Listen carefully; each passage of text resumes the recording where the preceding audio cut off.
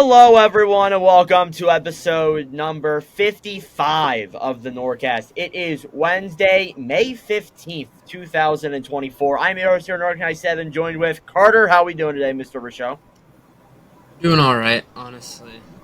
Not a whole heck of a lot has been going on, so. Oh, that's fun. And we got Illinois State University, Jack Polko here. How are we doing today, Jack? Doing good. Congratulations on committing. Thank you. We now have another NordCast member going to college. I'm actually Yes, the sir. youngest one, coincidentally enough. But yeah, so we are in the middle of the second round, so we're just going to go straight into it here. There have been 4 series that have been going on. We previewed the second round last episode. I know there were series that were going on, but there's definitely been a lot of change since then overall. So we're going to start off with what I would say is the most controversial one. It's the Boston Bruins and the Florida Panthers. So currently the Florida Panthers have a 3-2 series lead on the Boston Bruins. It was 3-1, but last night Boston won Game 5. So before we get into the things that I want to talk about that are in regards to this series, I just want to say, are you guys surprised by these results, and does this affect your prediction at all? Start off with Carter, because why not? Like, in all the series, or just the Boston? Just Boston, Florida. Just the Boston, Florida one? I mean, I feel like I kind of thought that this was going to be a good series. Florida looked really good, so I thought that maybe they would have been able to take care of it on home ice. But they dominated Boston on home ice the last 2 games. Well, I wouldn't say dominated, but being able to make a 2-goal comeback in Game 4, I think it was, and then I think that they won by a goal or 2. Maybe that was their big game where they won. I can't remember, but they were able to defeat them back-to-back times on home ice in the playoffs, especially in TD Garden. That's hard to do. So as a Florida fan, I wouldn't start to get worried. I think if you drop that one and you got to go back to Florida, I think you should still feel confident, especially with home ice advantage. But if Boston gets on a roll, it's hard to stop them. Toronto, I feel like, did a good job of stopping Boston when they were on the roll. But I really think that it's going to come down to that Game 7. I hope that Florida wins it in 6, but it's hard to tell with Boston in TD. Yeah, my prediction is Florida in 6. That was my overall prediction. I didn't see Boston beating Florida. What about you, Jack? Where do you stand on this? Yeah, well, obviously Boston's my cup champ, so my perfect bracket is kind of in jeopardy right now. But yeah, it was a good job by Boston to win last night. I was keeping an eye on that game pretty close. I felt like a Bruins fan. I'm not, but I felt like one. But yeah, it should be 3-2 Boston. I mean, they should not have blown that 2-0 lead. That was bad. Just stupid penalties. And honestly, I put the Florida power play up there with Edmonton. I think they're definitely top 3 in the league. And yeah, Boston just kind of shot themselves in the foot. And they should most definitely be up 3-2 in this series. I do think they have a chance to bring it to 7, but I think Florida's going to come out firing. Do they play tomorrow, or is it? I think it's 2 days off. They play on Friday. It's weird the schedule is. Tomorrow the Rangers play the Hurricanes. It's weird the way the schedule has been. But there's some calls that I want to talk about, because in Game 4 there was a lot of controversy in regards to a couple of plays. So right now what I'm sending to you guys, if it's going to let me send it, is the Sam Bennett play on Brad Marchand. So originally, in what I believe is Game 4, this occurred where Bennett threw the puck into what I think was the Bruins zone and hits Marchand from behind. Marchand goes down. But this angle, from the angles that we saw at first, it didn't look that bad. It didn't look like it was intentional. Then we see this angle, or this was from Game 3, sorry, it says it on the thing. But the angle that we're seeing right now that I'm showing you guys, we got on Sunday. We got after the game occurred. So, and you could tell in that play that Sam Bennett clearly put a push on Marchand. Whether it was a strong push or a weak push, there's a push there. So, I understand Bruins fans for being mad at that specifically, but I don't think that, to be honest with you, that's not the reason why they're losing this series currently. The second one that I'm sending you guys now is the one that I'm most angry about, that people are most mad about. And the funny thing is, too, they both involve Sam Bennett. So I'm showing you guys the goal here that tied the game in Game 4, where Sam Bennett pushes Charlie Coyle into Jeremy Swayman. The puck goes right to Sam Bennett. Bennett tucks it in on an open net, and Florida obviously ties it 2-2. Listen, here's my issue with this call. I look at it and I see, Bennett pushes Coyle into Swayman, but to me, it doesn't look like that strong of a push. When you look at it again, it doesn't look like a push that is like full force. If there's even a little bit more oomph to that, you can make the argument that it's goalie interference. But I'm looking at that call, and I'm just thinking to myself, like, honestly, it looks like a normal net battle. I understand maybe Bennett's intent was to put him into Swayman, but then again, that's not enough to really say that, they would have, that would have been a no-goal call. I honestly think that when you look at the replay and look at the angle, I don't think Swayman's getting across to make that save anyways, even if Quill doesn't get pushed into him. So that's my problem there. He's basically spread out on the ground, so there's no way, unless if he goes like this and makes a diving save like this, there's no way he's getting over to make that save. So that's how I look at that. But first off, before I get more into it, what are your guys' thoughts? First off, let's start off with the first one involving the Bennett check to Marchand. Do you guys think that is a clean call or not? Yeah, he definitely could have pushed him harder, and that would have made it a dirty play to me. But it's not like he pushed him that hard. I think Marchand's momentum is kind of already taking him that way. Yeah, a hit in the back is always dirty, but it's not that big of a play, and it's the playoffs. Stuff like that's gonna happen, and but yeah. Oh shoot, Dallas just scored. Oh, not good.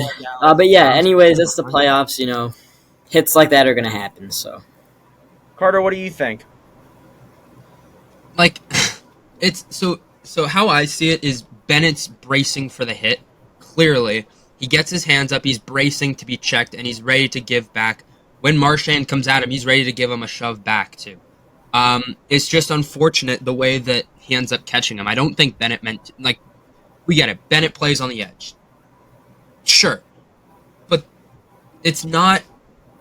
He just catches him in the wrong spot. It's not a malicious intent. He doesn't intend to do that. He's bracing for the hit, and he's giving him a shove. If you watch it, he goes both hands, right? If he just goes with this hand and gets him in the face, I see the argument there. But it's both hands are going. He's bracing to give a shove back, and it's just unfortunate that he catches him in the head.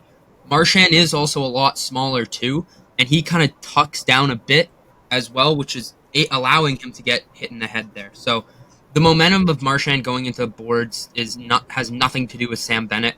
He's bracing for the hit. So there's not a whole heck of a lot that you can really do there. I don't think it was a dirty play by Sam Bennett at all. I think it was just an unfortunate circumstance. So now that I'm looking at it again, and I slowed it down here a little bit, I don't know if it's going to show up well on screen. Oh, I lost it. So you see Bennett dump the puck in. Marchand's going for the hit. The way that Marchand positions himself is the way, he's going like this. He's kind of turning his back to Bennett, or going to his side a little bit and kind of going like this and bumping his elbow up into him when you pause it and look at it in the frame right before Bennett gets him. And I think I agree with you, Carter. Bennett looks like he's bracing for the hit. So I don't see how that's a dirty play, in my opinion. Now, we'll go to the other call where it's the goal. I already said what I think, but what do you guys think about that? Is that warranted for the goal being called off, or do you think that it's not enough evidence to sustain that? I think the thing that I look at is what was the call on the ice, and there's no goalie interference call on the ice. So I think there wasn't really enough evidence. Like in baseball, for example, there has to be enough evidence. I think that's the main thing that the umps look at. Is there enough evidence to overturn this? So I think the call on the ice is the favored call, no matter what. But yeah, honestly, I don't see that much of a push, and it looks like a good goal to me. So I think I honestly, if Bennett pushed him with a little more effort, a little more oomph, I think you could definitely make the argument that it's not a good goal. But to be honest, I think that it looks like a normal net battle to me. Carter, what do you think?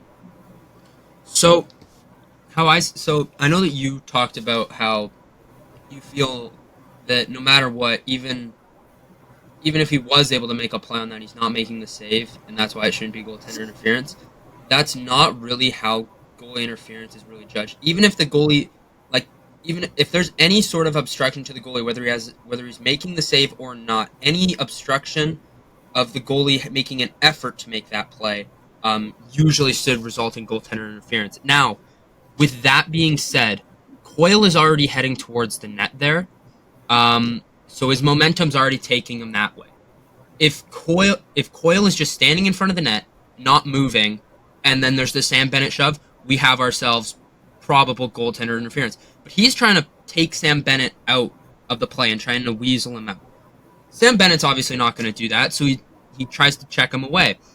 Coyle's in front of him, Bennett stops and then gives him the shot to try and open up and create space. That's what you have to do in playoff hockey, and that's what you do in hockey anyways. You got to create space. You use whatever you can to create an opening, because if the guy's on you, you're not getting your stick down on the ice, and it's just you're not going to be able to make a play on the puck.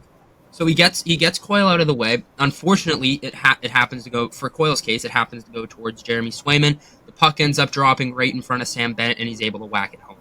I don't see that as being a huge issue when it comes to that. But again, I'm not an expert, but I don't think that should be goaltender interference. I think judging off of what I kind of saw and how they usually call goaltender interference. Yeah, just to elaborate on what you said at the start, I wasn't saying that was the reason why that shouldn't be a good goal. I was just saying, in retrospect, if Coyle wasn't there, I don't think Swayman's making the save anyways. I didn't mean for it to sound like that. That's the reason why it shouldn't be a goal. Coyle, as you said, you're right. He's skating towards Swayman. His momentum's kind of already going there, and Bennett's trying to create space for himself. So I agree with you. Honestly, it doesn't even matter. Those two calls really don't matter. Boston has been dominated in every single one of these games in this entire series. Even in Game 4 when they were up 2-0, they were dominated in that game. They shouldn't have been up 2-0 in that game at all. And as well as that, too, they look a lot like Toronto right now. And I know Boston fans are not going to want to hear that, but they look a lot like Toronto right now. Because you look at ever since Game 1, they haven't scored any more than 2 goals in a game. You can't win a hockey game with just 2 goals. Game 5. But most of the time, you can't win with just 2 goals. Unless if your goalie's lights out, it's just simply not going to happen. And it feels like, too, a lot of their players have just kind of become ghosts, essentially. A lot of the guys haven't really showed up. That's the biggest thing. We've seen a lot of that in this year's playoffs. So I think if Boston's going to come back in this series, their guys are going to have to show up. So with this in this series, what do you guys think the overall outcome of this series is going to be? Is Florida going to win, or is Boston going to win? I think Florida takes it in 6, in my opinion. I can't pick a winner. I think it's going to 7 games, honestly, though. I just can't pick a winner. Obviously, I'm going to say Boston, but that's too biased, so. Well, we'll find out in the next episode. Carter, what do you think? I agree. I think this is going to 7, but I really do think that Florida's going to be able to pull this one off in 7. Yeah, I agree. All right, we'll move into the other Eastern Conference. Second round, we got the New York Rangers and the Carolina Hurricanes. Currently, the Rangers are leading 3-2 in the series. They were up 3-0.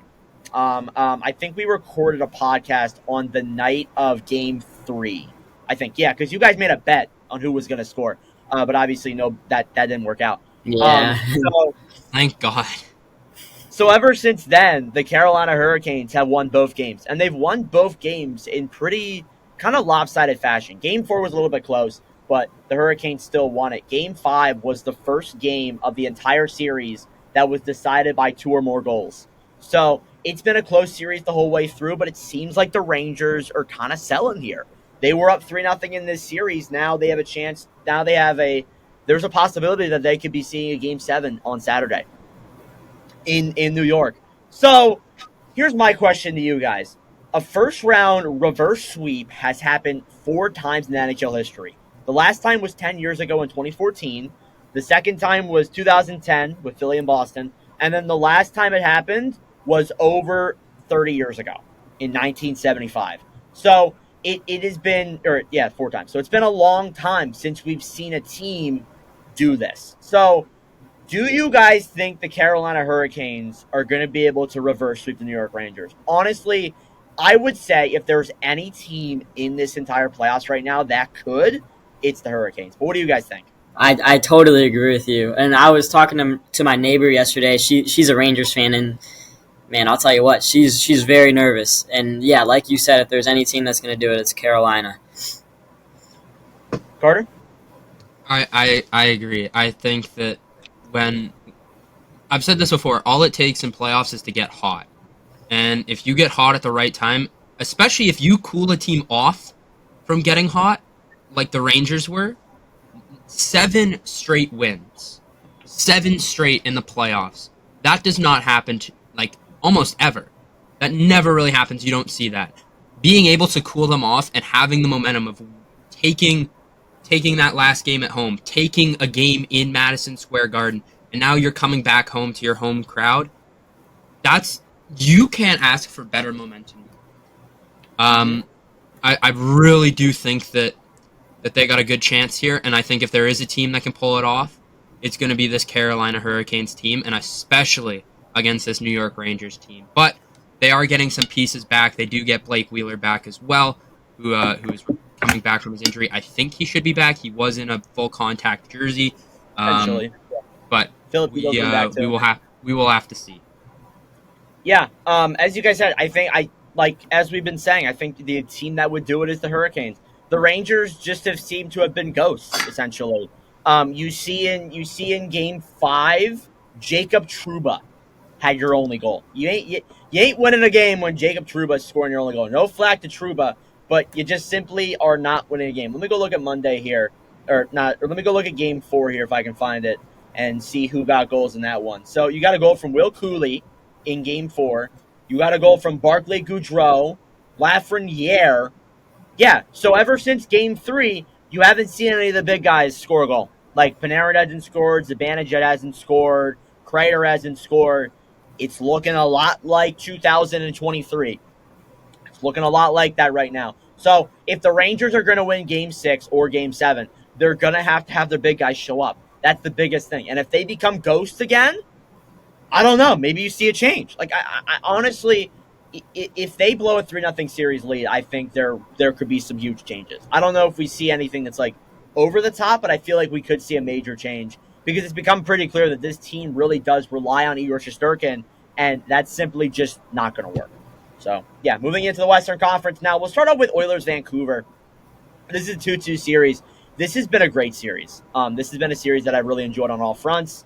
Last night, the Oilers tied the series with Calvin Pickard in nets. So we'll see where that goes from there. But first off, before we get into some of the calls that have happened, some of the things we can talk about, has your guys' prediction changed, and are you surprised overall with how this series has gone?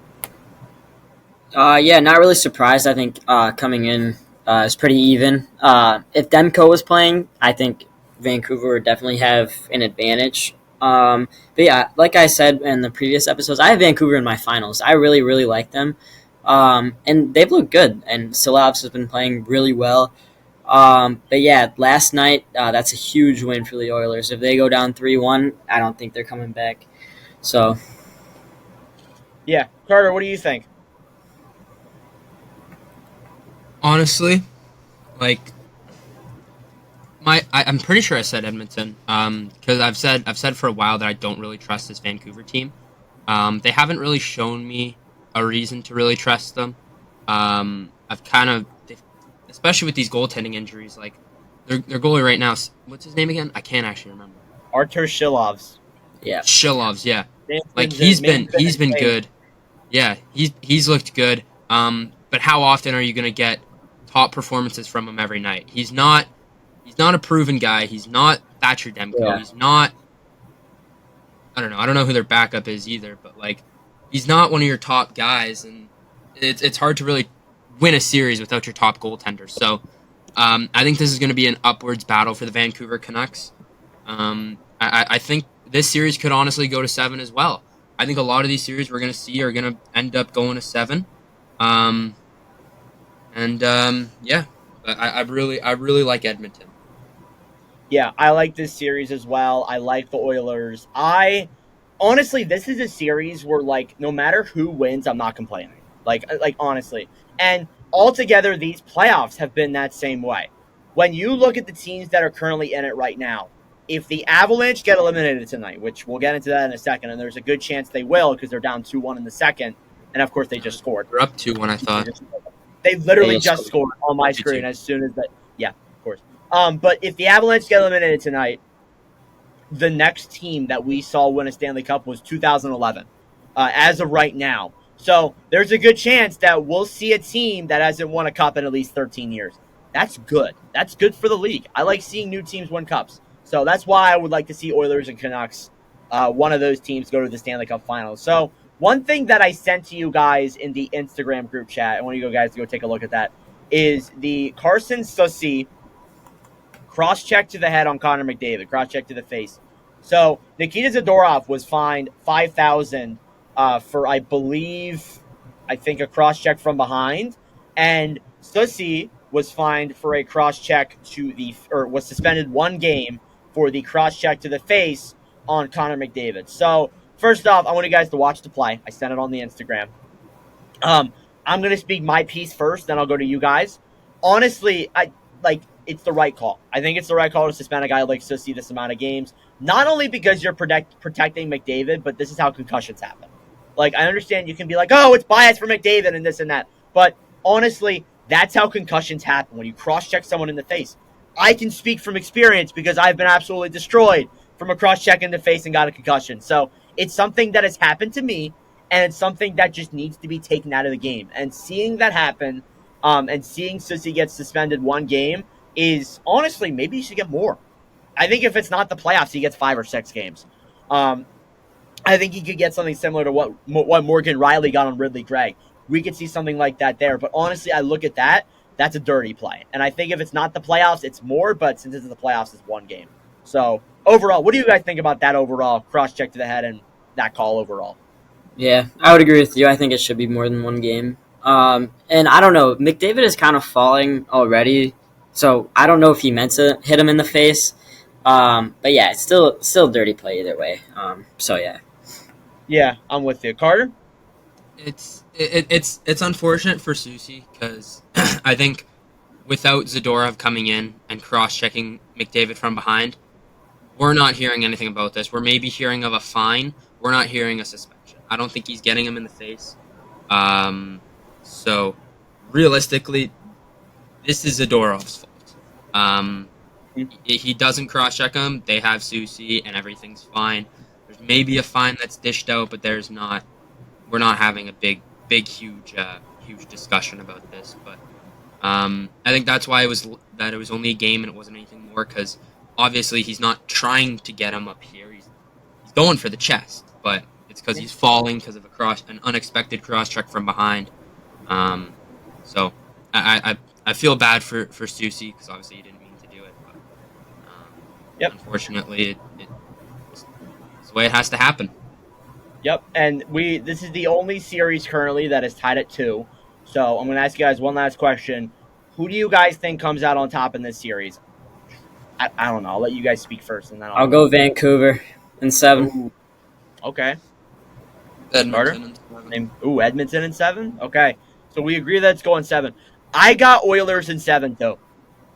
I think that with Silovs, he's been unbelievable, but I think that honestly, I feel like Edmonton's going to have the upper hand there. If the other players in this team can score, because I think there's only been 4 players that are on the offense that have scored, like Nugent Hopkins, McDavid, Draisaitl, Hyman. You got to have more scoring if you want to win. Like transitioning over to the Stars and Avalanche series, the Dallas Stars have 17 players on this team that have scored at least 1 goal.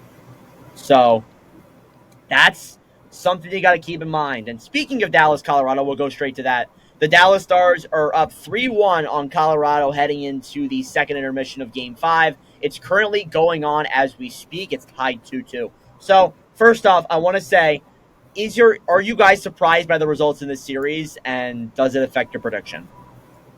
Yeah, I am actually kind of surprised. Dallas has just looked so good, and I didn't think they matched up well with this Avalanche team, but man, they have proven me wrong.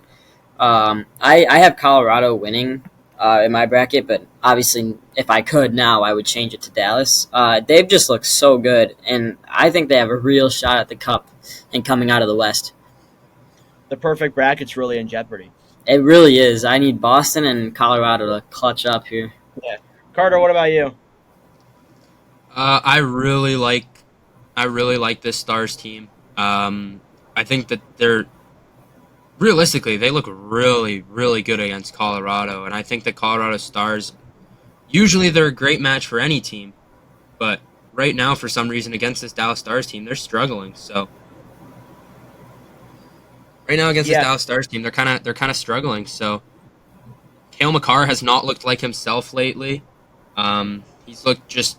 I think he had before tonight. I think he had no points and was like -6, -7 across the last 3 games prior to this one. So I really do think that this Stars team is built for a deep cup run, and I think that they handle business tonight. I think they're well on their way to winning this Stanley Cup. So yeah, I'm gonna stick with Dallas. I think. yeah. I'm with you. So I'm trying to find the stat line here. Let me see if I can find it real quick.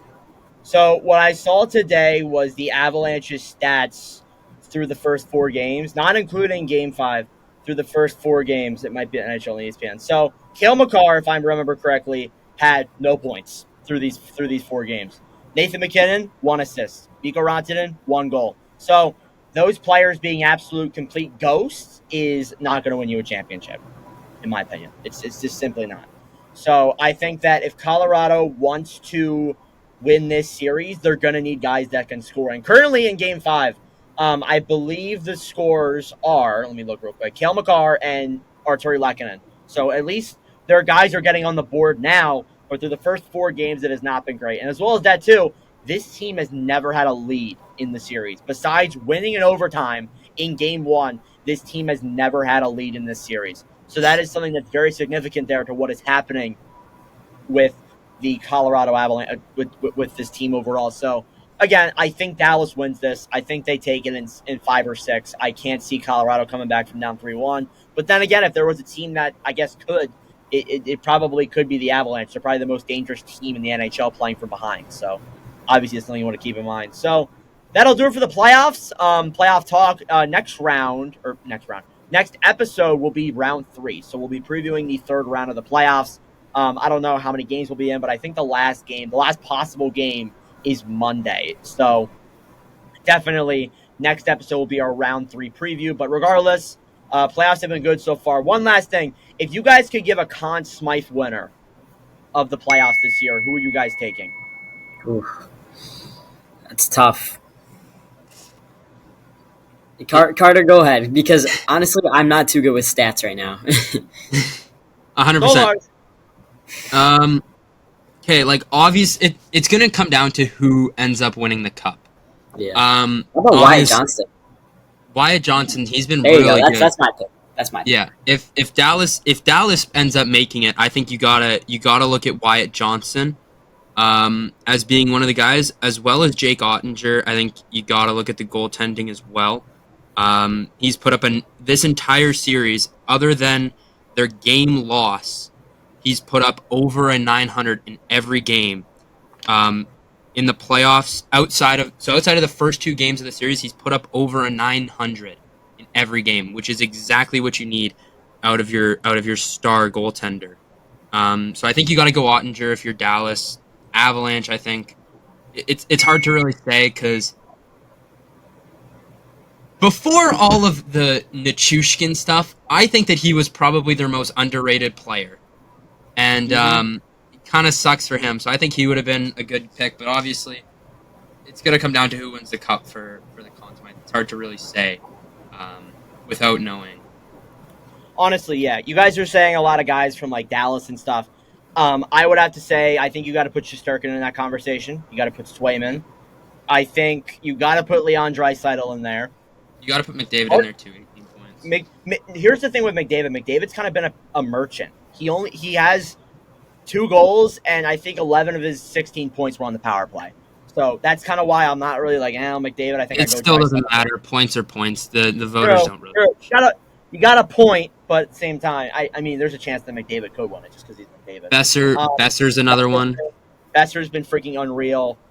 Someone like Matthew Tkachuk, possibly.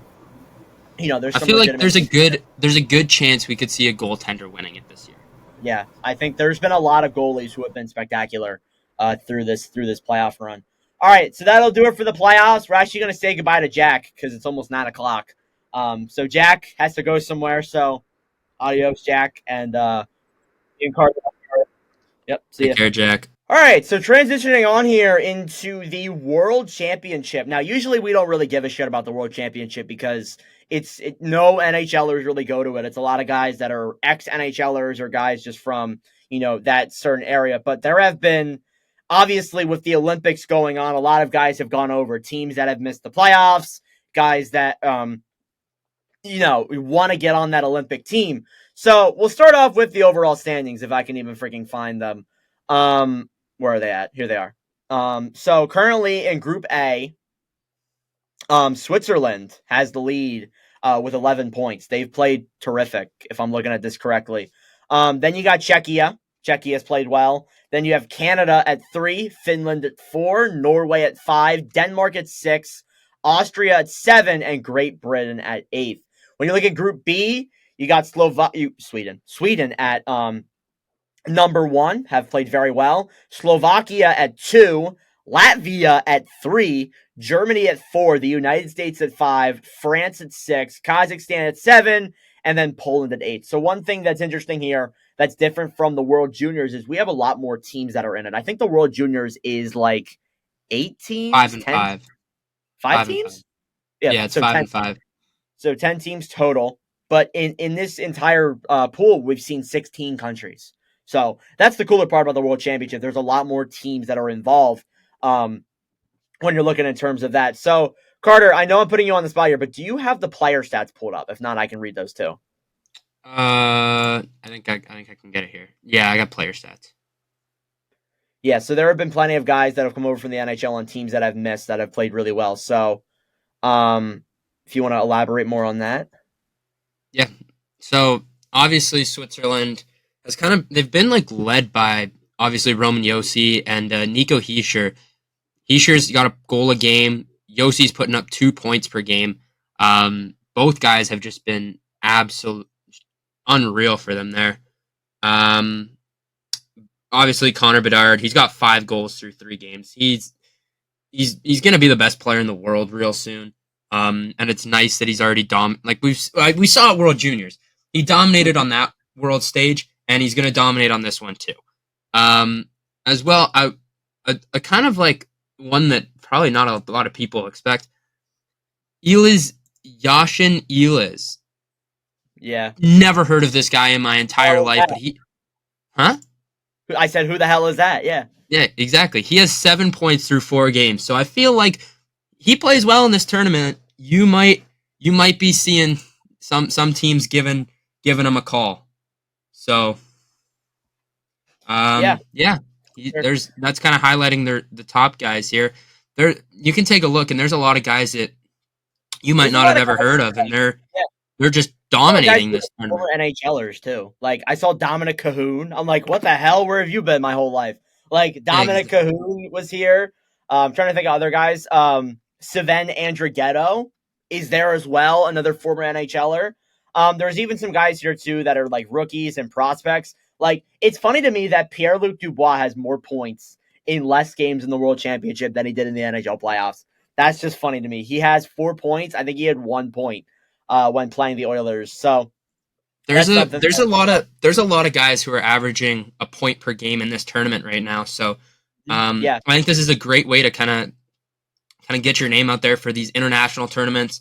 It's probably a great way for some of these international guys who, probably don't get the same recognition because kind of once you're out of like that draft area, this isn't like, kind of the MLB or like soccer or anything like that to where, you're not 18 anymore. No one's going to really scout you. Like, I feel like for some of these guys, if they're young enough and they can play good against some of these top guys kind of internationally, maybe they get a PTO chance in the NHL. Maybe they get a preseason chance, or maybe they do end up, making an NHL entrance. So this is a great look for this tournament, especially having a lot of guys coming over. This just really shows that, when the NHL does finally go back to the Olympics, we're going to have a lot of guys trying to put their name into that ballot there and make it. Yeah, so when you look in terms of the goalies, I want to go into that as well. Harry Sateri, I think I'm saying that right, is the leading guy for Finland. He's played 2 games, has a point, or as a point 9.5 something. And he actually was in the NHL for a couple of years, played for Florida, Detroit, and Arizona. Never got off the ground, but as a guy that's playing well and trying to make a name for himself when you're looking at the Olympics. Alex Lyon as well. Lyon's played well. He's actually out for the rest of the tournament, though. He actually had an injury. Philip Gustafson's here as well. Lucas Dostals looked good for Czechia. Philip Grubauer for Germany. Other guys, too. Elvis Merzlikins for Latvia. Jordan Binnington as well for Canada. And the rest of the guys are kind of just guys that aren't really from the NHL. So, again, it's cool to see that there's some NHLers playing in this tournament, and that's what makes it more watchable. Like, you see like Alex Lyon, or like you see a favorite player on your team that's playing. I think that makes the games more watchable, because not to say that nobody gave a shit about it, but I don't think really people really cared that much last year about the World Championship. But now that there's players from the NHL that are playing, I think more people are paying attention to it. So finally, before we transition to our next topic, who would you say is going to win this championship overall? Who's gonna win it? Who do you think is going to win the World Championship? I have a feeling I know who you're going to go with, but I mean, like, I'm gonna, of course, I'm gonna say Canada. Obviously, I think we have the most depth, but I will say that game against Austria did scare me.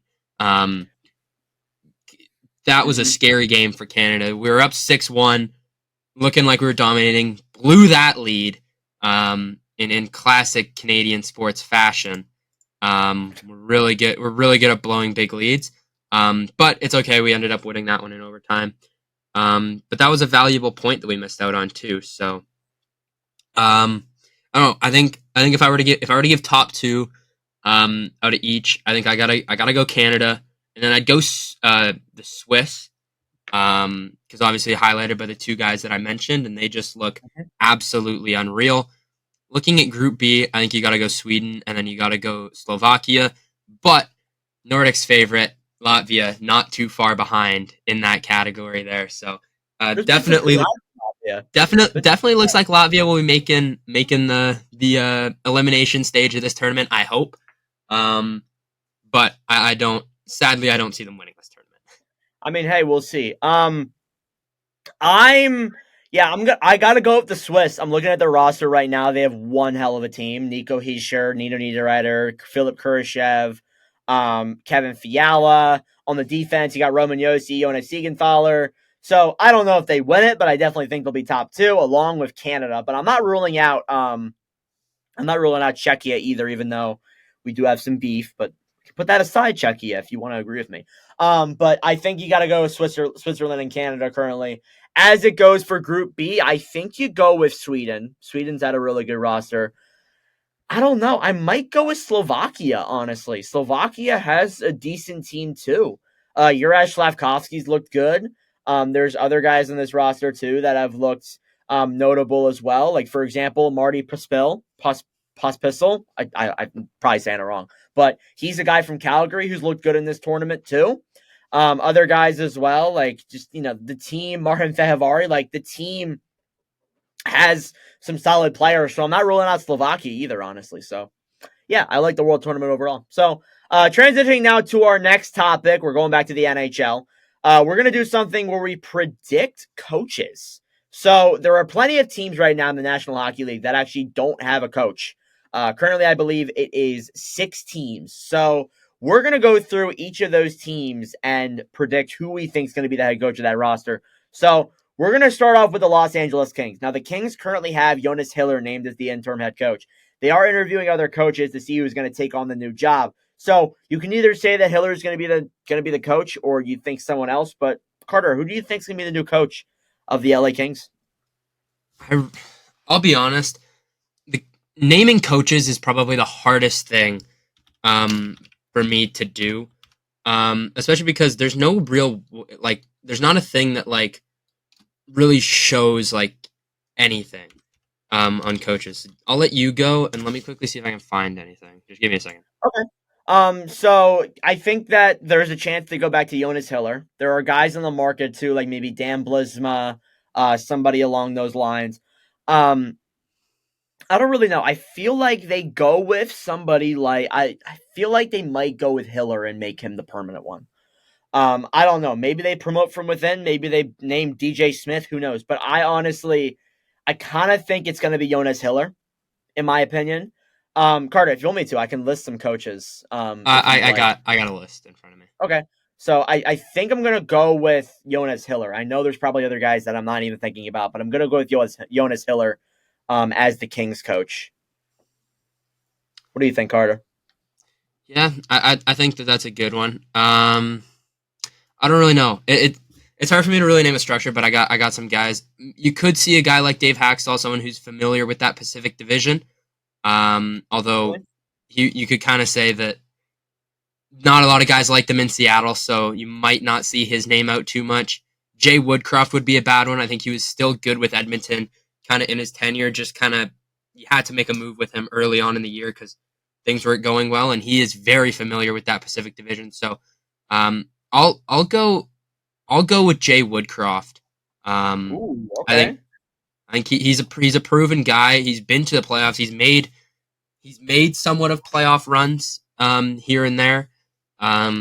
But ultimately it could be he was just carried by McDavid and Draisaitl. So I think you want to give him a chance, a guy who knows that division. I think Jay Woodcroft would kind of be the guy for that team there.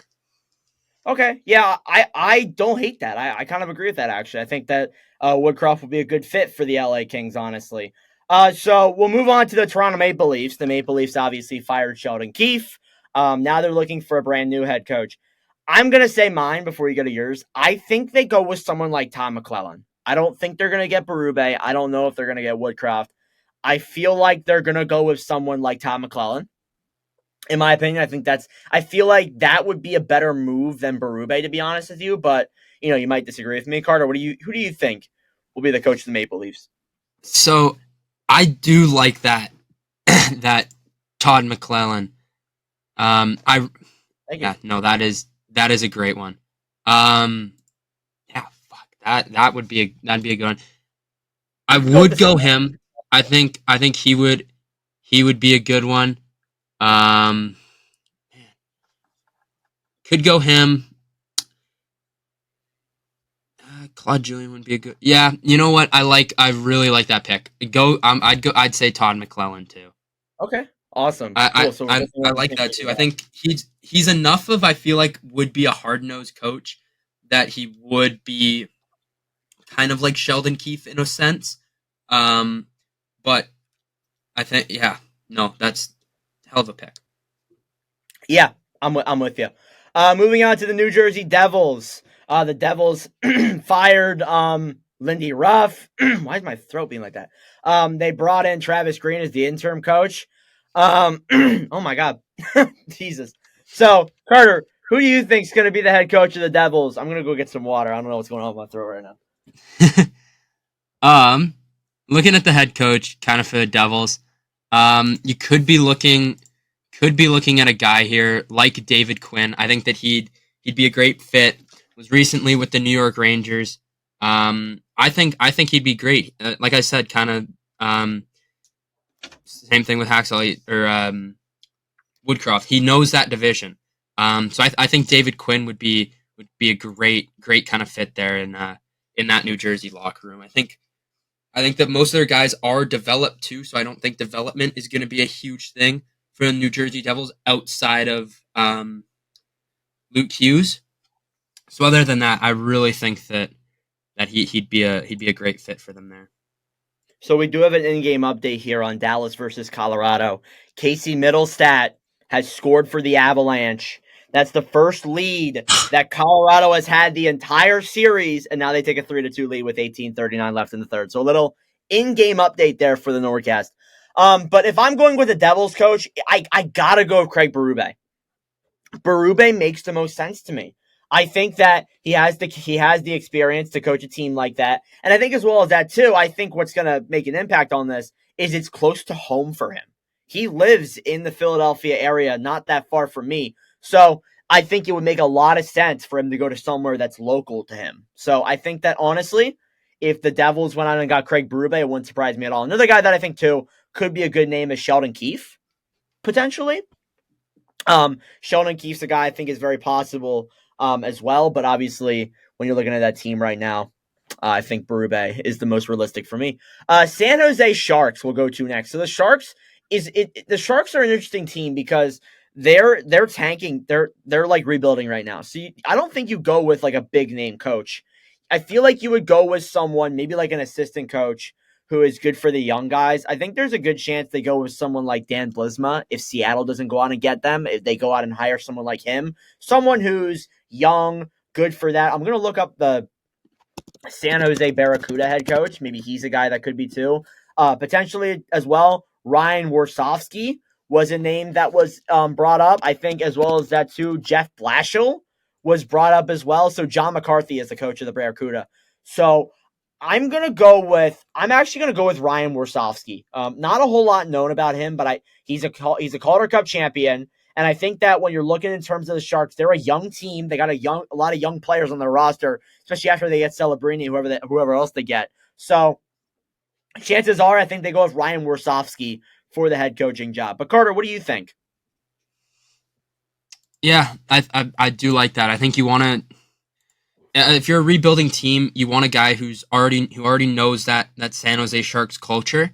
So being able to get your assistant coach and giving him a shot is not bad, but you also don't want to give it to an assistant and have him kind of fail, because that could end up messing up your culture too. If in that first year he doesn't develop these guys right, that could take a shot at your culture as well. So I don't know. I think that he would be a great fit. I think he'd be give him a chance. But I think it's scary. I think I don't know any of these coaches who's the best at development, but I think for a rebuilding team, you got to go with him. You got to go with whoever's going to be the best at developing. Yeah. So, did you say someone? I mean, I said Warsofsky. Yeah, like I think higher within, he knows the culture. But again, it's kind of scary to try and make that step into that first year head coach. Some guys can do it really well, some guys can't. So yeah, it's a little scary. Especially for a team that's like in that rebuilding stage too. So we'll see who they pick.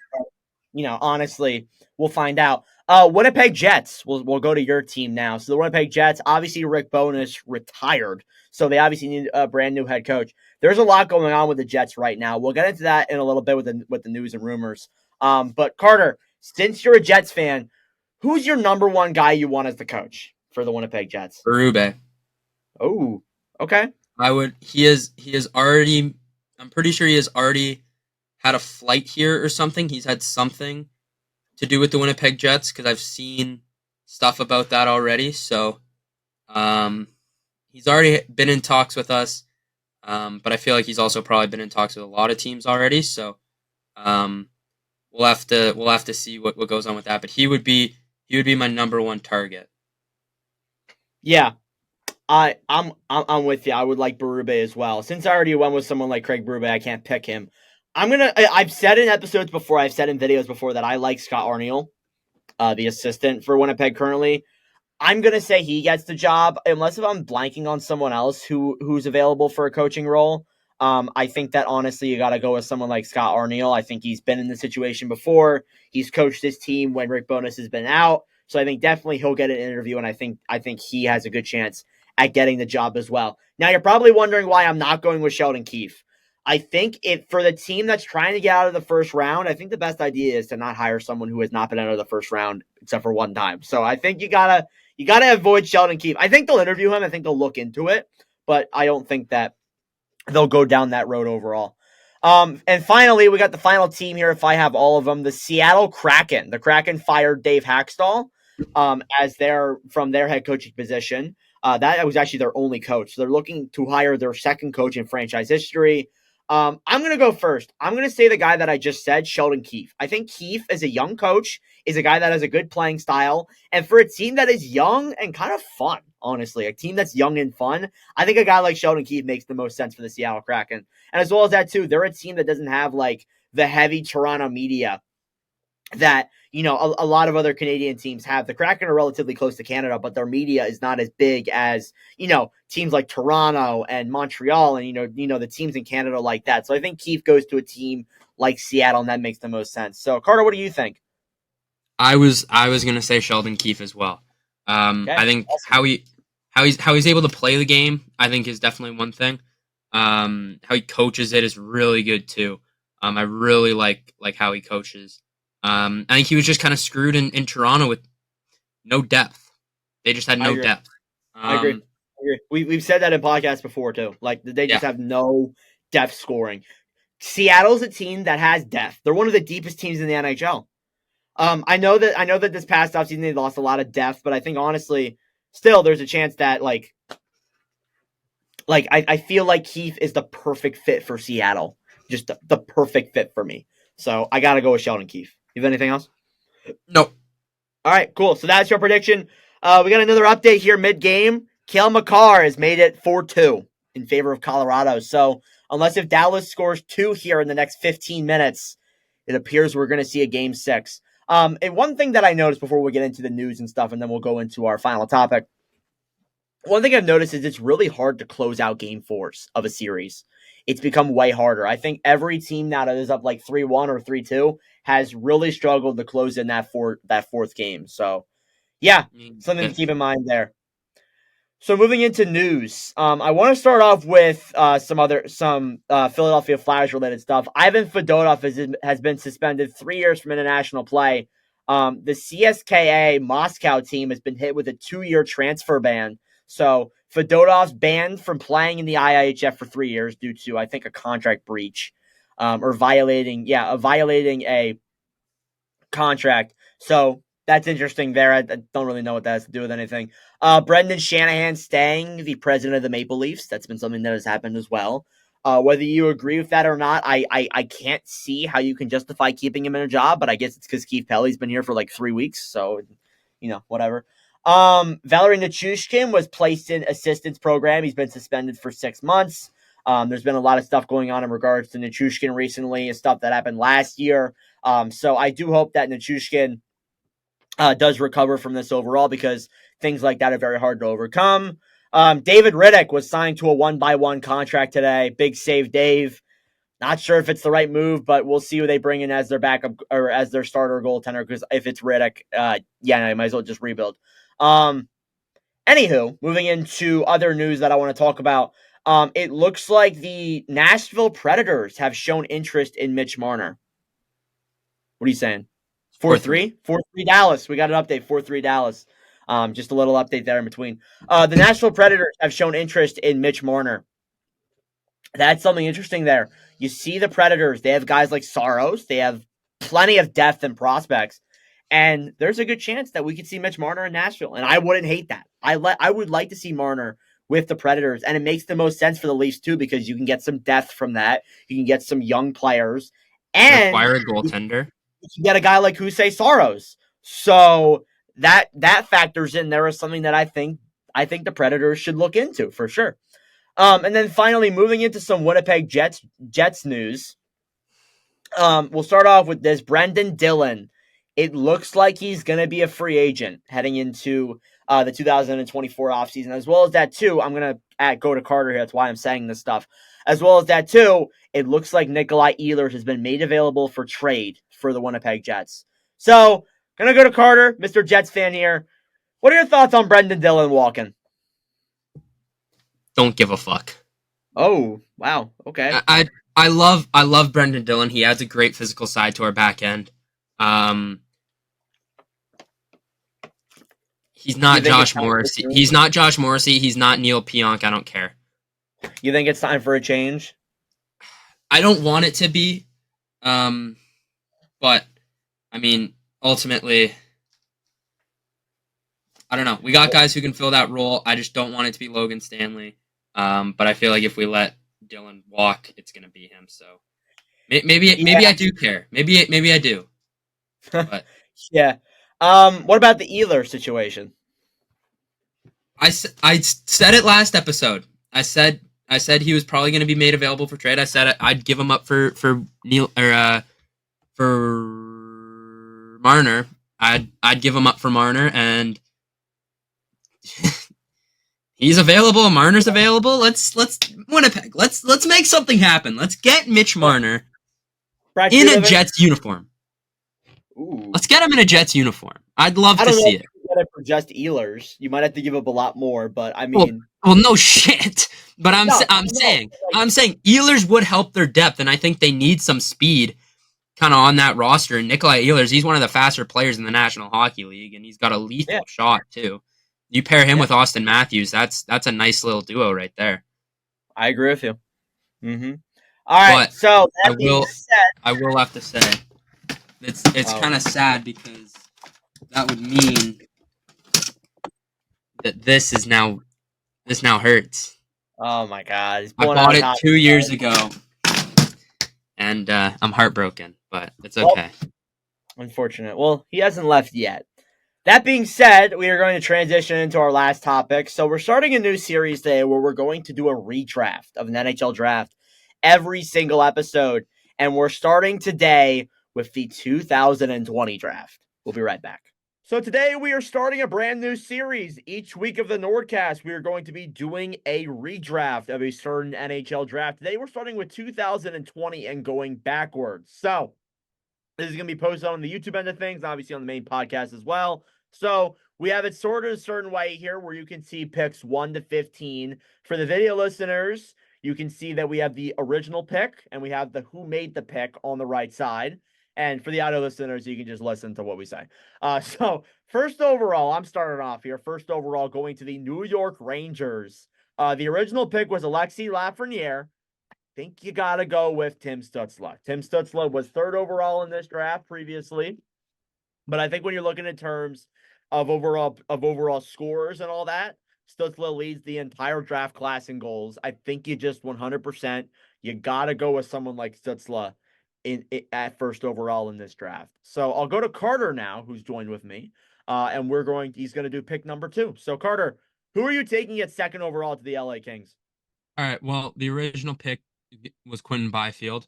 I'm not going to stick with that, and I think that the LA Kings are going to select Lucas Raymond with this pick here. I like that. Lucas Raymond, I think, had an incredible second half of the season. He played spectacular. I think he actually is second in scoring overall when it comes to points throughout the entire draft class. So I think you got to go with Raymond at second overall. Third overall, I'm going with another forward here. The original pick was Tim Stützle. Obviously, I can't pick him. I'm going with Seth Jarvis, rising up 10 spots in this draft. Jarvis has been insanely valuable to the Carolina Hurricanes. I think you would be stupid not to go with him at third overall. If you want to argue someone like Jake Sanderson, I could get behind that. But I think you got to go with someone like Seth Jarvis, who is ridiculously valuable at third overall. And imagine if Ottawa got Jarvis. Just imagine. We're going to do a lot of these redrafts over the next couple of years. You're going to see Ottawa in here a lot. And you're going to be like, man, imagine if they got Jarvis and they got someone like Sider. Man, imagine if they got players like that. So you're going to see a lot of teams like that when we do this over the course of the next couple of years. Or a couple of weeks, not years. Years in. Anywho, Carter, what is your fourth overall pick in this draft? Jesus. All right, well, I already took the guy from this position. Detroit Red Wings selected Lucas Raymond. Here they're going to take the original number 1 overall pick, Alexis Lafreniere. He's still did not have the start that I think a lot of people were expecting, but I still do think that he is he's still going to be elite. He's still going to be one of the best players in the league. Awesome. So honestly, I don't ever think Lafreniere will live up to the hype that he got when he first got into the NHL, but he's definitely progressed better, and his development's been slower, but he's still become a solid NHLer at the age that he is. He has 148 points through 298 games. I think that, especially this season, we've seen him get a lot better in terms of just overall talent and him improving. So I honestly think that you got to go with Lafreniere at fourth overall. Fifth overall, I think, doesn't change. I think I'm going to go with Jake Sanderson at 5 years still. I think Sanderson is the best defenseman from this draft class. I think he's been the most valuable overall to the Ottawa Senators. I think I think you got to go with him here at this fifth overall pick. He's been a great defensive and offensive defenseman. I think he's been the backbone of the Ottawa Senators defense recently, and he is the future. So I think you got to go with someone like Sanderson at that fifth overall pick. So Carter, who are you taking sixth overall? Sixth overall, Anaheim Ducks. They originally selected our boy Jamie Drysdale.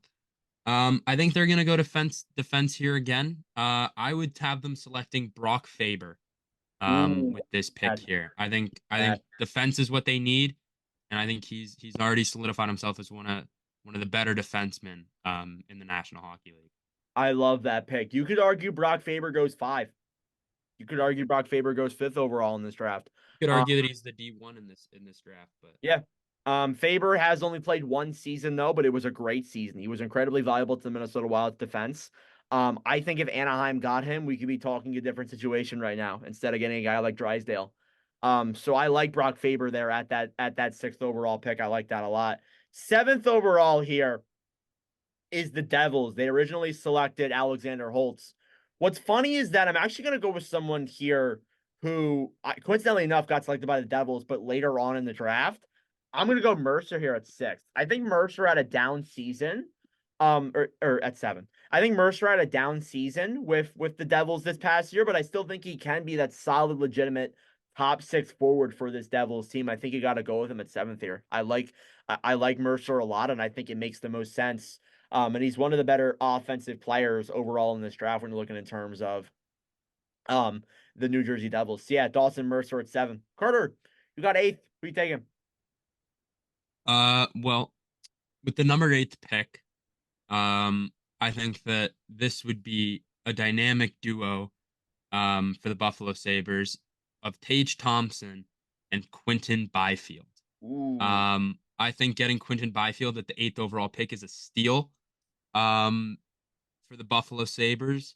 We do have a small sample size of him, but I feel like kind of the struggles early on in his career were kind of a question mark, but I think he's kind of solidified those away, and he's proven to be a very good two way player. So I think getting him on this Buffalo team would be very nice. yeah. So I'm with you there. I think that honestly, when you're looking in terms of like Byfield, when he started in the NHL, he had some struggles. He struggled to get into the lineup. He struggled to score.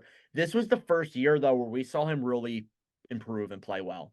So I think Byfield, if we do this again next year, I think he will rise up this ranking even more. But this is the first year we've seen Byfield play at that legitimate NHL level. So I think he's definitely warranted at being at eighth. But I think that if we do this again, I think Byfield would 100% be higher, in my opinion. Ninth overall to the Minnesota Wild. I guess I'm up next here. I think I'm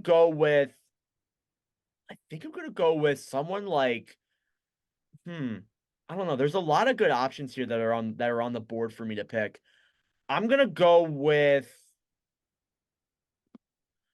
um, I'm between JJ Paterka and Anton Lindell. I think I'm going to go Anton Lindell. I think Lindell has had, I think, a very underrated career. I think a lot of people look at him and say he's a bust. He hasn't been that great, but in recent years, he's been way better. Good playoff player. Has scored some goals in the playoffs for Florida. I think that offensively the numbers aren't really there, but defensively his numbers are a lot better, and I think that Lindell is warranted for being a top 10 selection there. So I'm taking Lindell over Marco Rossi. Not sure what you think of that, but 10th overall to the Jets. This wasn't planned at all, but Carter, you have your Jets. Who are you taking here? Carter, your mic is Ah, sorry. You kind of took my guy there. I was gonna go on Lundell. But that is okay. I think with this pick, I'm gonna stick with Cole Perfetti. I think he just hasn't really been given a fair shot to kind of prove himself. So yeah, I think they should stick with Cole Perfetti here. Yeah, I like that a lot. I think Perfetti has definitely gotten better as the years have gone on. There's been a lot of players in this draft who have kind of had stalled development, like players who have kind of taken a while to get to that point. And you could argue it's COVID. You could argue just some players have struggled. So I think Perfetti at 10th is overall a good pick. 11th overall to the Predators. I'm going to go with. I'm looking at my board here. Almost everyone's taken off. I'm gonna go with John Jason Paterka. I think Paterka has been a solid. He was a good late round pick, for the Buffalo Sabres originally, but going to Nashville here at 11th, I think makes sense. He's been actually very solid at the NHL level, so I think I'm gonna go with Paterka here at 11th overall. I think he's been very impressive and definitely warranted of being a top 15 pick here in a redraft. So I think I got Paterka there at 11. So 12th overall to the Florida Panthers. Carter, who are you taking? This pick here, I feel like there's a lot of guys that Anton Lundell is a great pick there for Florida there, but obviously he's already been taken in this draft. I think I'm gonna go with a defenseman here. So I'm gonna take Jamie Drysdale with this pick here. Injury struggles, but I think you take those injuries away. He's one of the better offensive defensemen in this draft. Yeah, he's a very effective guy. Again, as you said, he's had injuries in his career that have really stalled his development a little bit, but I think Drysdale can still be that legitimate defenseman with the Philadelphia Flyers. Still weird to think that he's a Flyer, but Drysdale, I'd like to see it. I would like to see. I would honestly be okay with him being on Florida. I think Florida would have a really stacked defense with a guy like Jamie Drysdale on the team there. 13th overall is me again. We got the Carolina Hurricanes. They originally took Seth Jarvis. I'm gonna go with Jack Quinn here. I think Quinn has not played a ton in the NHL, but I think that Quinn still is a good pick here at 13th overall. I think he's still warranted of a top 10 of a top 15 selection here. He has 58 points in 104 games played. Not bad numbers there, but I think Quinn, give him a little bit more time, and I think he can fully develop into the player that we imagine him to be. So yeah, I'm taking Quinn at 13. And with your final pick, Carter, at 14th overall, who are you taking? Well, he's fallen. He's gonna fall a little bit here. He's gonna have to wait a little bit to hear his time called on draft night. But um, I think that when you look at the Oilers, what they've struggled with lately, it has come down to goaltending. I knew you were gonna say that. And I think that Yaroslav Askarov would fit in nicely with the Edmonton Oilers. I think that that's what they need. Dylan Holloway was not a bad pick, but if you can get a stud goaltender, just imagine how much deeper this cup run could be and would be with a star goaltender rather than a rule. Yeah, I agree. So the time we're recording, when we're recording this video, the Oilers are in the second round against Vancouver. They just started Calvin Pickard in game 4. So obviously Pickard won them the game, but that's not a reliable goaltending option there when you're looking in terms of that. Askarov, however, he has not played a lot of games. He's played 2 games in the national or 3 games in the National Hockey League. So he hasn't played a whole lot, and I think a lot of that is because of Hussein Saros. I think Saros, there hasn't been a lot of time for Askarov to play, so he's been down with the Milwaukee Admirals. Again, I think the Oilers make a lot of sense here. I think the Oilers need a goalie. I think Askarov could be a great goalie for them, and I think that's overall a pretty solid pick. So with the final pick here in the 2020 mock draft, I'm looking at my board here, looking at players that I have listed. I'm trying to see if there's any guys that have kind of gone past us that we could bring up here that aren't that big of names. I think I'm gonna go a little bit off the board here. I'm gonna go with Tyson Forster at 15th overall. You could argue that's a little bit too high, but I like Tyson Forster a lot. He had a really good rookie season this past year with the Flyers, 40 points in 85 games played.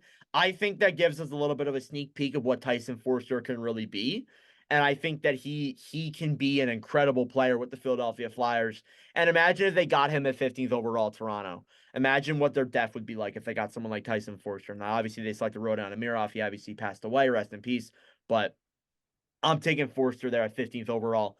So that is our 2020 redraft here. We'd like to thank you all for watching. We've gotten posted a lot of videos like this on the YouTube channel. So if you're watching the YouTube channel and you don't know about the NordCast, we are a podcast that runs on Spotify, Apple Podcasts, all the good stuff. And obviously we post for episodes on YouTube here too. So if you're interested and you want to watch our episodes, be sure to check that out on Spotify and Apple Podcasts. But regardless, thank you all for watching, and we'll see you guys next one. So that'll do it for episode number 55 of the NordCast. I'd like to thank you all very much for watching or listening. If you enjoyed and you are listening, be sure to give us a good review, tell your friends, and all that good stuff. If you're watching on the YouTube end of things, be sure to like, subscribe down below. It'd be greatly appreciated. If you want to follow the NordCast Instagram, be sure to follow at NordCast_. If you want to follow the TikTok, be sure to follow at NordCast. And yeah, we're going to get back to playoff hockey here and enjoy some of that. But regardless, thank you all for watching, and we'll see you guys in the next episode. Adios.